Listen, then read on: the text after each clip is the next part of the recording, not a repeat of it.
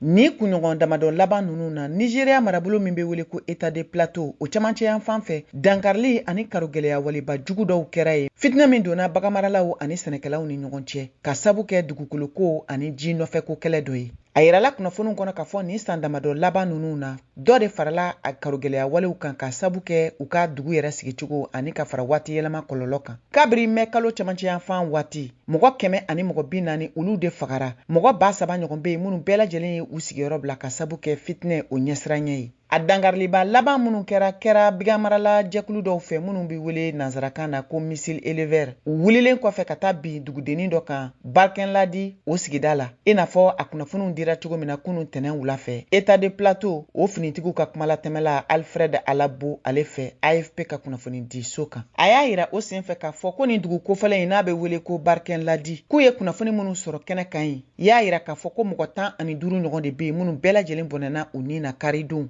Mɔgɔ 5 wɛrɛ bɛ yen olu fagaran tɛnɛndon k'o ye mɔgɔ fagata hakɛ se mɔgɔ 20 ma. A ye min fara kan. État du Plateau a mara ɲɛmɔgɔ n'o ye gouverneur ye Caleb Manasseh Muswang ye wele bila a ka mara finitigiw ma k'u ka wulikajɔ ni fɛɛrɛ bɛɛ lajɛlen tigɛ walasa ka se ka dan sigi ni karogɛlɛya wale in na min bɛ ka kɛ jolibɔn ye ani ka fara yɔrɔw ani maaw bolofɛnw jeninin kan. O y'a sɔrɔ jumadon bigamarala 5 ɲɔgɔn olu tun fagara. Sɛnɛkɛla mɔgɔ 8 u fana fagara u senfɛ. Min kɛra dankarili ye bigamaralaw ani sɛnɛkɛlaw ni ɲɔgɔn cɛ. Nin kɛra Berom Siyaw ka ɲɛmɔgɔ o ka seereyaw ye. K'u ka polisi finitigiw tun sera ka mɔgɔ 13 de su seereya. Min kɛra nin dankarili ninnu senfɛ.